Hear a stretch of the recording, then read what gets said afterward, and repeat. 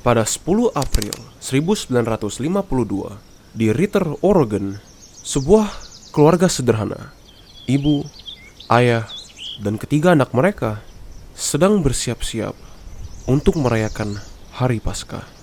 Ibunya sedang mempersiapkan makanan untuk anak-anaknya, dan mereka sedang mengunjungi sebuah gudang peternakan mereka, di mana seekor anak sapi baru lahir, dan mereka melihat. Sementara itu, ibu, ayah, dan kakek nenek mereka sedang di rumah mempersiapkan semua makanan, perhiasan, menyiapkan segalanya untuk sebuah malam Paskah yang indah. Untuk sejenak, semuanya tampak baik-baik saja untuk keluarga ini. Mereka nggak akan tahu kalau hanya beberapa menit setelah ini, mereka semua akan menjadi pusat mengenai salah satu kasus kehilangan yang sangat aneh. Sebuah kasus yang sampai sekarang masih belum ada penjelasan yang memuaskan.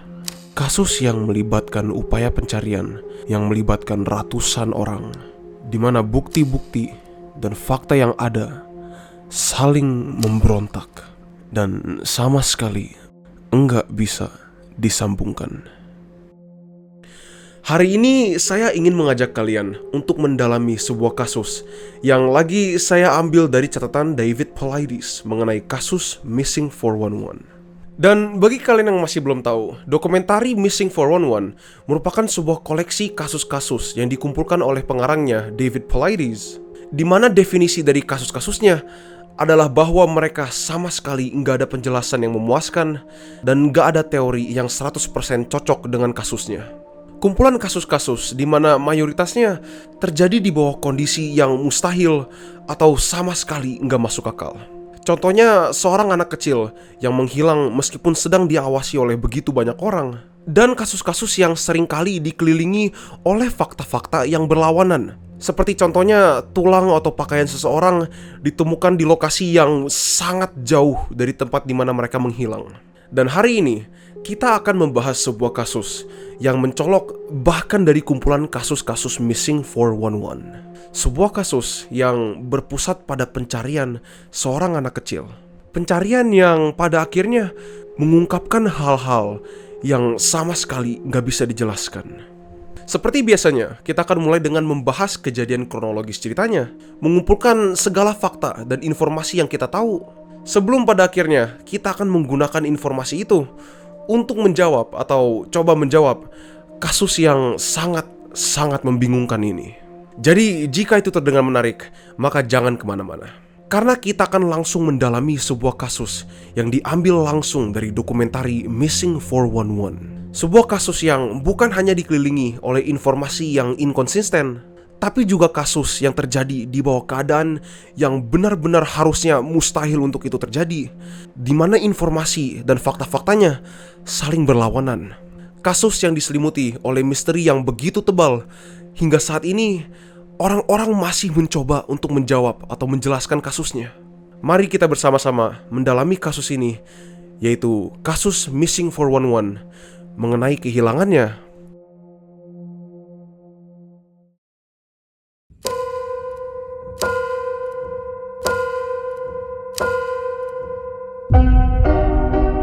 Keith Parkins.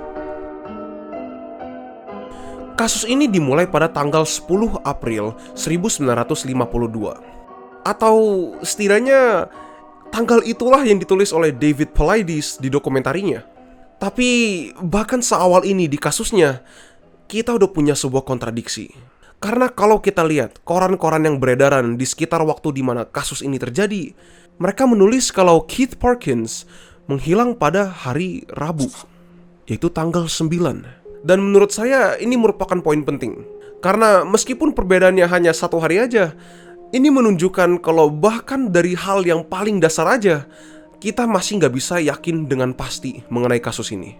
Pada hari Rabu itu, sebuah keluarga kecil yang terdiri dari Edna Parkins, Alan Parkins, dan ketiga anak mereka, yaitu Michael, yaitu berumur 6 tahun, Terry berumur 5 tahun, Dan Keith yang hanya berumur 2 tahun sedang pergi berlibur ke Ritter, Oregon, di mana mereka mengunjungi orang tuanya Edna yang memiliki rumah serta peternakan di daerah itu. Edna dan suaminya sedang mempersiapkan makanan untuk anak-anak mereka. Cuacanya sudah mulai dingin sekitar waktu itu dengan adanya hujan salju yang ringan yang sedang turun. Dan ketika mereka sedang mempersiapkan makanan, Michael, Terry, dan Keith sedang bermain di luar rumah mereka. Lebih tepatnya, mereka sedang bermain di gudang peternakan yang ada di seberang rumahnya. Gudang peternakan yang digunakan oleh kakek mereka untuk beternak sapi, di mana pada paginya di hari itu, sebuah anak sapi baru saja lahir. Dan mereka bertiga masih anak kecil ingin pergi melihatnya, sekalian bermain. Rumah dan peternakan mereka diletakkan di sebuah ladang datar yang begitu luas, yang merupakan properti pribadi mereka. Jadi sama sekali nggak ada hewan liar atau orang-orang yang masuk ke dalam. Jadi Edna sama Ellen enggak terlalu khawatir membiarkan anak-anak mereka main sendirian. Dan sekitar pada waktu siang hari, setelah Edna baru aja selesai masak makanan mereka, dia memanggil anak-anaknya untuk datang buat makan. Nggak lama kemudian Michael datang, kemudian disusul oleh Terry. Tapi setelah beberapa menit mereka menunggu, Keith nggak datang. Dan ketika Edna bertanya pada anak-anaknya, mereka hanya bilang kalau Keith putar balik melewati jalan jauh dari gudangnya. Tapi meskipun itu, Edna masih nggak terlalu khawatir, karena lagi rumah dan peternakannya ada di lahan pribadi mereka, yang merupakan ladang datar yang sangat luas. Jadi kalau misalnya dia berkeliaran di mana, Edna bisa langsung ngelihatnya. Tapi setelah menunggu bahkan beberapa menit, Keith masih belum muncul. Jadi pada akhirnya Edna memutuskan untuk mencari Keith sendiri. Dia keluar dan mencari di sekitar gudangnya, dan sama sekali nggak ada Keith. Dia mencari di dalam, di luar, bahkan di dalam kandang-kandang sapinya. Tapi Keith Parkins sama sekali nggak ada. Edna terus mencari. Dia mengelilingi gudangnya sambil berteriak-teriak nama Keith. Tapi sekali lagi, meskipun dia udah mencari di mana-mana di ladang datar mereka, sama sekali nggak ada jejak Keith satupun. Keith telah menghilang. Dan Edna panik. Dia langsung balik ke rumahnya dan telepon polisi sebelum memberitahu suaminya kalau anak mereka Keith telah menghilang. Dan meskipun di zaman ini organisasi search and rescue atau penyelamatan dan pencarian masih belum dibuat, keluarga Keith dan pihak polisi berhasil mengumpulkan lebih dari 200 orang untuk membantu mereka. Mereka terdiri dari polisi lokal, penjaga-penjaga, tetangga mereka, dan semua orang yang rela membantu mereka. Koran-koran di waktu itu bahkan mengatakan kalau semua orang di Ritter meluangkan waktu dan tenaga mereka untuk membantu keluarganya Keith. Dan pencariannya dimulai pada jam 2 siang. Dan meskipun kumpulan orang ini belum ada pelatihan khusus untuk mencari orang, bapaknya Keith sendiri, Alan Parkins, pernah bekerja sebagai sebuah prison guard atau security penjara. Dan dia memanggil beberapa temannya yang bekerja di kepolisian yang punya pengalaman dalam pencarian untuk datang membantunya dari Washington. Edna mengatakan kalau mereka mencari bukan semena-mena. Mereka punya strategi, di mana mereka akan tersebar mencari dalam jarak di mana mereka masih bisa mendengar bicaraan mereka dan menyebar ke segala arah. Dan pusat pencarian mereka di mana mereka mulai mencari itu di gudang ternaknya. Mereka akan menyebar ke segala arah dari titik itu, berjalan ke depan selama beberapa puluh meter sebelum mereka berhenti, mencari-cari dan melihat di sekeliling mereka dengan sangat teliti dan saling menganalisis di antara satu sama lain sebelum mereka lanjut berjalan. Selama berjam-jam, mereka terus mencari, tanpa lengah di cuaca yang di bawah 0 derajat Celcius. Tapi mereka sama sekali nggak menemukan apapun. Sampai pada malam hari, di mana seorang menemukan jejak kaki anak kecil. Jejak kaki yang pas dengan sepatu yang sedang digunakan oleh Keith.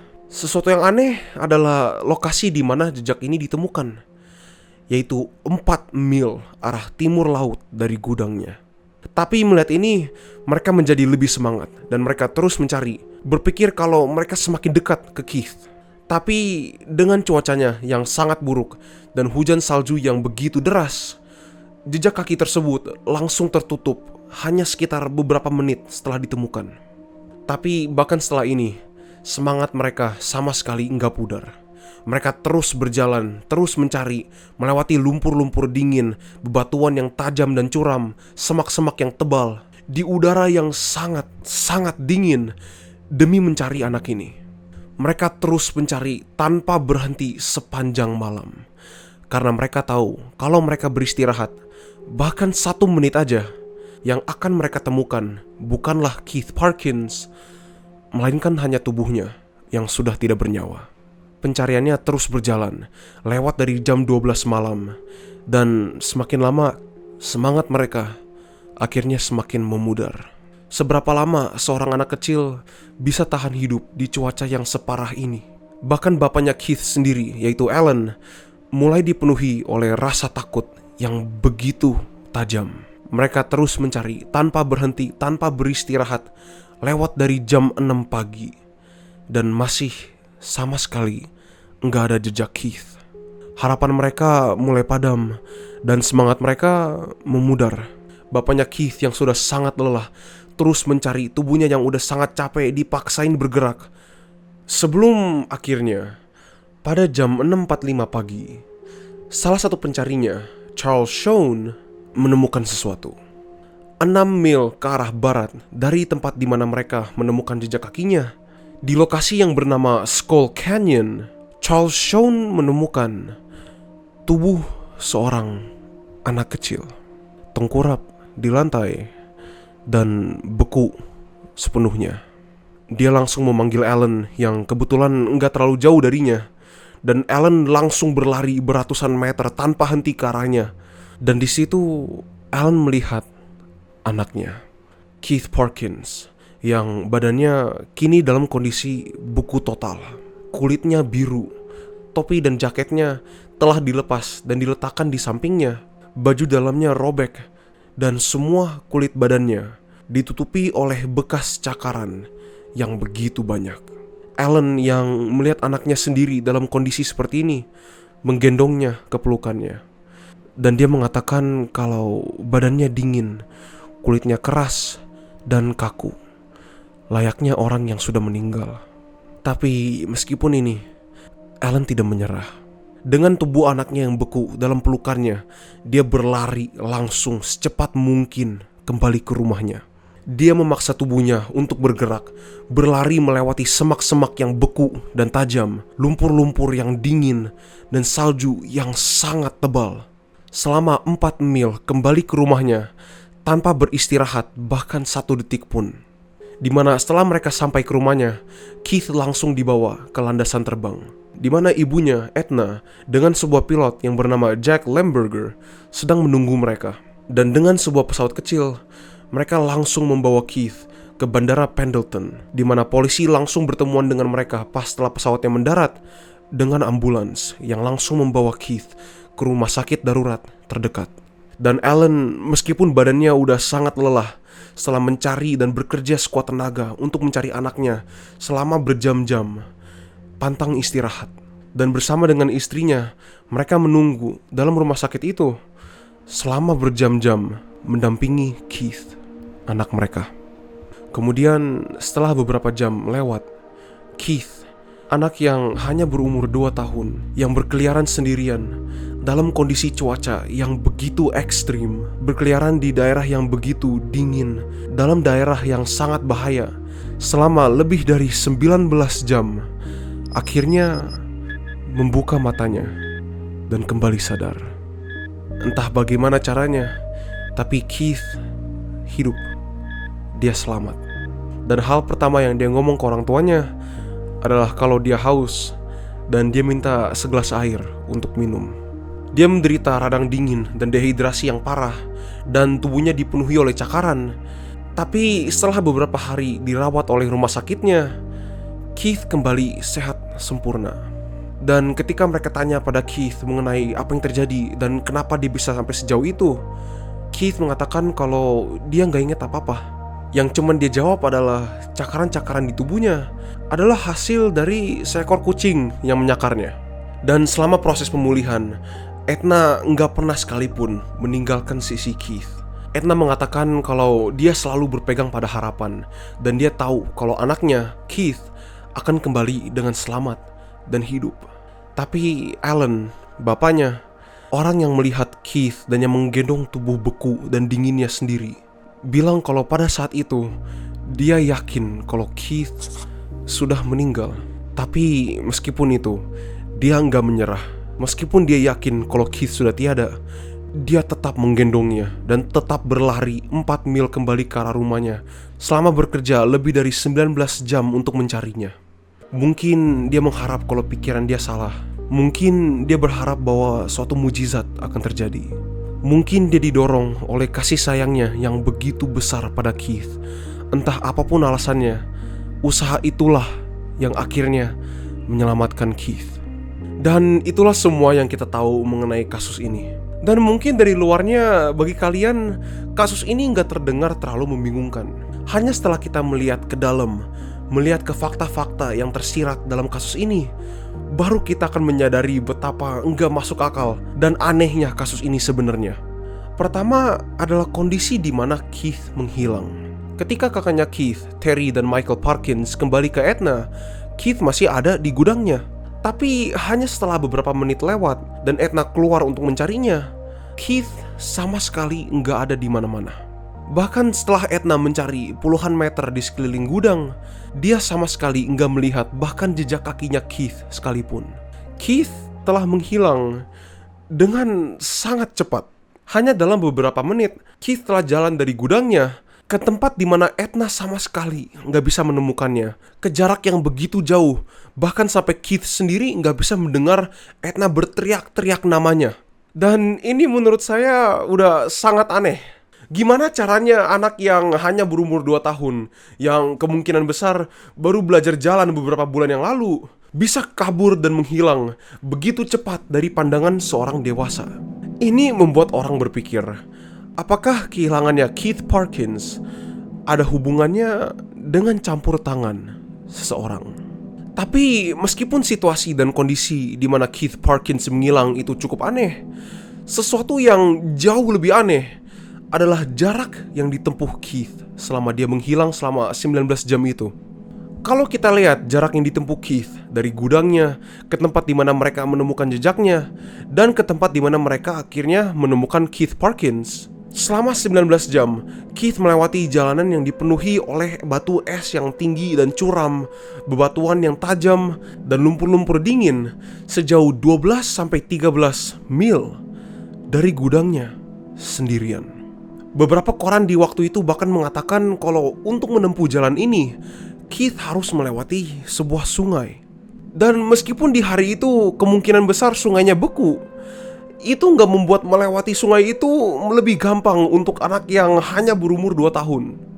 Tapi hal yang paling membingungkan, yang paling menunjukkan kalau ini itu mustahil terjadi tanpa ada campur tangan atau sesuatu lain yang terjadi, hal yang membuat kasus ini mencolok dari kasus Missing 411 yang lain, adalah fakta kalau ada orang yang mencoba mendaki melalui jalanan yang ditempuh oleh Keith Parkins dalam waktu 19 jam. Orang ingin melihat apakah orang dewasa bisa menempuh jalan ini. Dan orang yang mencobanya bukanlah orang biasa, tapi Les Stroud, survivalist, pemburu, dan pendaki gunung ahli, yang merupakan seorang expert dalam pendakian dataran yang sulit. Bahkan sampai diberikan julukan Survivor Man. Dia memutuskan untuk mendaki jarak yang ditempuh oleh Keith Parkins dalam waktu kurang dari 19 jam. Tapi bahkan dia pun gagal. Les Stroud, expert survivalist dan pendaki gunung ahli, gagal menempuh jarak yang ditempuh oleh Keith Parkins, anak yang hanya berumur 2 tahun. Ini menunjukkan dengan jelas kalau jika seseorang seperti Les Stroud gak bisa ngelakuinnya, bener-bener gak mungkin Keith Parkins melakukan ini sendirian. Ini menunjukkan kalau ada sebagian dari kasusnya yang kita gak tahu. Jadi sekarang pertanyaannya, bagaimana? Bagaimana anak kecil yang hanya berumur 2 tahun berhasil mendaki hampir 13 mil dari gudangnya sendirian melalui jalan yang bahkan bagi Les Stroud sendiri merupakan rute pendakian yang sangat-sangat susah. Inilah merupakan alasan utama kenapa banyak sekali orang percaya kalau kasus kehilangannya Keith Parkins bukanlah kasus mengenai seorang anak kecil yang nyasar, tapi kasus penculikan yang gagal. Mungkin ada orang yang datang ke dalam lahan pribadi dari orang tuanya Edna dan menunggu untuk kedua dari kakaknya Keith untuk kembali ke Edna sebelum dia datang dan menculik Keith. Tapi karena upaya pencarian yang begitu besar segera diluncurkan, akhirnya orang ini memutuskan untuk meninggalkan Keith. Bahkan sampai ada beberapa orang yang mengatakan kalau mungkin aja bukan orang yang menculik si Keith, melainkan seekor hewan. Lebih tepatnya seekor bobcat atau sebuah kucing yang emang ada di daerah tersebut. Tapi kedua teori itu masih kurang cocok. Pertama-tama Edna keluar untuk mencari Keith hanya beberapa menit setelah si Terry sama Michael kembali. Dalam waktu yang singkat seperti itu, mau anak kecil, mau orang dewasa, atau hewan sekalipun akan sangat sulit untuk mengumpat di ladang yang datar yang begitu luas saat Edna keluar untuk mencari mereka. Bahkan sampai teriak-teriak namanya. Tapi bahkan kalau kita anggap kalau itu mungkin penculiknya atau bobcatnya mengumpet di bawah salju, kenapa selama si Edna mencari dan bahkan selama pencarian berlangsung, mereka sama sekali enggak menemukan jejak kaki dimanapun. Dan beberapa orang mengatakan kalau jejak kakinya bobcat itu emang gampang menghilang di salju. Jadi mungkin aja seekor bobcat mengambilnya dan kabur. Dan inilah kenapa si Keith bilang kalau kucing yang mencakarnya, karena dia dibawa oleh bobcat. Tapi meskipun bobcat merupakan pemangsa atau predator di daerah itu yang memang mencari mangsanya cukup aktif, mereka sama sekali nggak tertarik pada manusia. Dan mereka hanya tertarik kepada mangsa-mangsa yang kecil seperti tikus, burung, atau tupai, dan lain sebagainya. Dan hampir nggak pernah ada laporan mengenai seekor bobcat menyerang manusia, kecuali kalau manusianya itu mendatangi bobcatnya duluan dan ngisengin atau mungkin membahayakan nyawa dari anak-anak bobcat tersebut. Jadi gimana penjelasannya? Meskipun jujur sampai sekarang kita masih belum ada penjelasan yang benar-benar cocok dan benar-benar pas dengan semua detail-detail yang ada. Sebuah penjelasan yang bisa menjelaskan kasus ini secara seluruhnya. Kita mungkin ada sebuah penjelasan mengenai salah satu aspek dari kasusnya, yaitu lokasi di mana Dennis ditemukan. Penjelasan yang saya berikan pertama kali diusulkan oleh YouTube channel The Moonlit Ghost ketika mereka membicarakan kasus yang sama. Mereka banyak banget nge-cover kasus-kasus seperti Cryptid atau Missing 411 yang lain. Jadi kalau kalian tertarik mengenai konten yang seperti ini, saya sangat ngerekomendasi kalian untuk nge-check out channelnya. Channel ini juga merupakan sebuah sumber informasi yang sangat berguna mengenai kasus-kasus ini. Karena jujur, mencari informasi mengenai kasusnya Keith Parkins itu sangat susah tanpa harus menggali-gali internet dengan begitu dalamnya.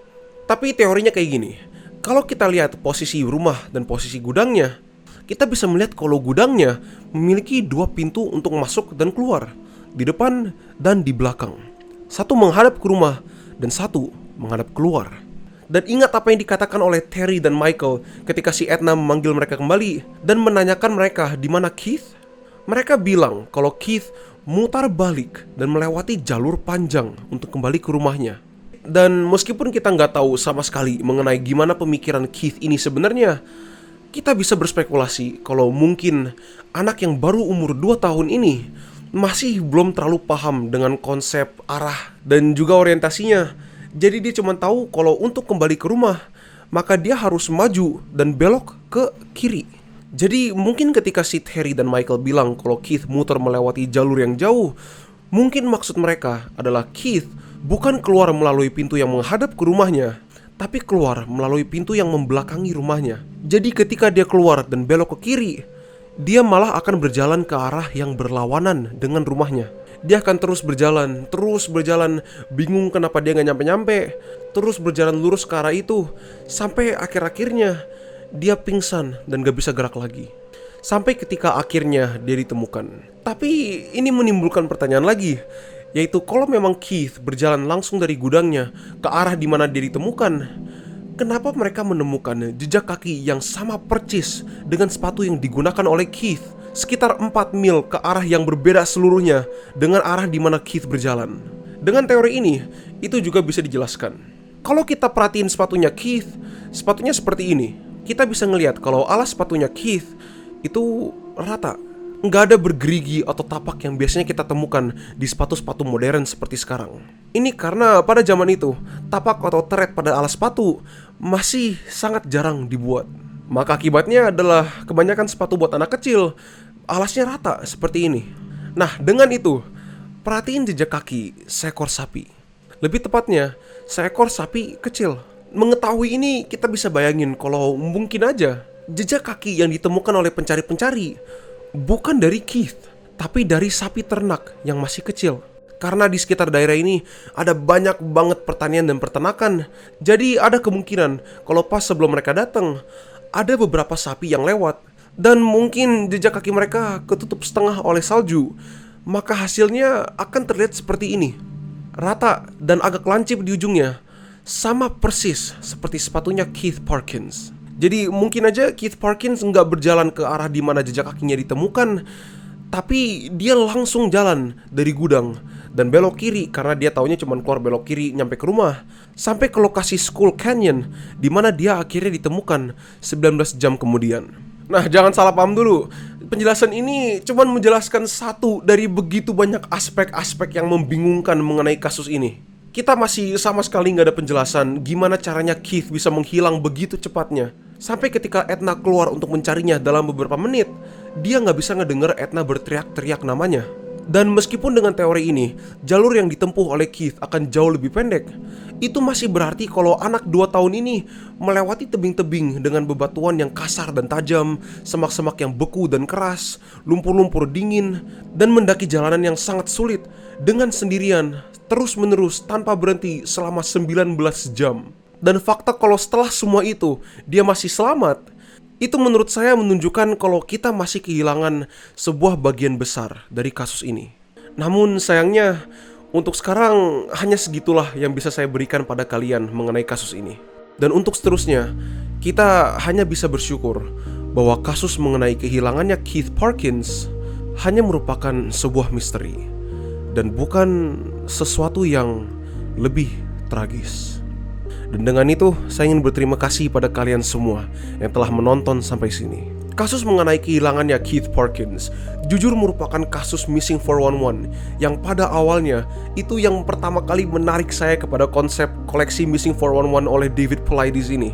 Karena menurut saya, ya memang semua kasus Missing 411 sangat misterius dan sangat aneh dan gak bisa dijelaskan, dan penuh dengan konspirasi alien atau penculikan atau apa segala. Karena menurut saya kasus ini merupakan salah satu kasus dalam koleksi tersebut yang paling gak bisa dijelaskan, yang paling aneh.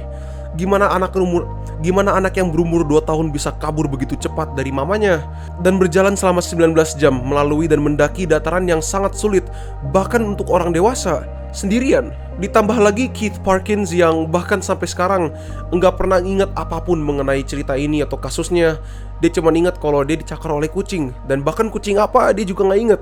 Terus faktanya kalau Les Stroud sendiri mencoba untuk mendaki dari poin di mana dia menghilang, yaitu di gudangnya, ke poin di mana jejaknya ditemukan, ke poin di mana tubuhnya ditemukan, dan gagal. Ini serius loh, Les Stroud bukan orang pendaki ahli yang biasa. Mereka punya series Netflix mengenainya, dan dia bahkan diberikan julukan Survivor Man ini karena ahlinya untuk bertahan hidup di alam liar. Jadi menurut saya, meskipun teori yang mengatakan kalau Keith sebenarnya enggak pernah ke tempat di mana jejaknya ditemukan, itu menurut saya paling mungkin, itu masih berarti kalau Keith Parkins, anak yang berumur 2 tahun ini, mendaki hampir 5 mil di dataran yang bahkan dianggap oleh Les Stroud sendiri merupakan dataran yang sangat sulit untuk didaki bahkan oleh orang dewasa. Tapi entah bagaimana caranya, Keith Parkins berhasil sendirian, tanpa alat pembantu, dan sama sekali nggak ada perlengkapan buat musim dingin, atau bahkan air minum sekalipun nggak ada. Tapi sekali lagi, saya ingin berterima kasih pada kalian semua yang telah menonton sampai sini. Saya harap kalian enjoy videonya. Kalau kalian ingin support konten saya, kalian bisa klik like atau komen atau bahkan subscribe. Saya gimana pun akan sangat mengapresiasi semua support yang saya dapat. Tapi untuk sekarang, itu aja dulu dari saya. Sampai jumpa di video selanjutnya. Bye-bye.